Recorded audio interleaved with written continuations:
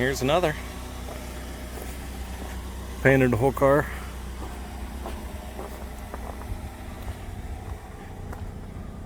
And polished. I gotta put the emblems back on, but I ended up getting, or not getting, but we're gonna put some silver rally stripes on it. Should look good. Make it stand out a little bit.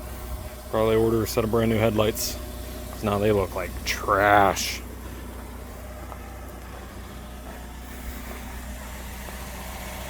Pretty car though.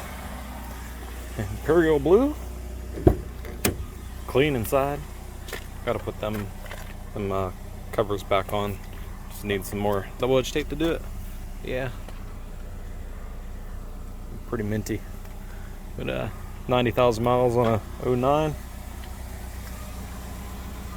Yeah, 09. Door is not ajar. Stupid car. They always think they're ajar. Let's see. Low fuel. Jack. Change oil soon. What oil? It's an Ecotech. And 96,193 miles, and it's not 60 degrees outside. That's a lie. Chevy be lying to us. But yeah. Well, he'll be available soon if anybody was interested in a nice little work beater. Let me know in the comments.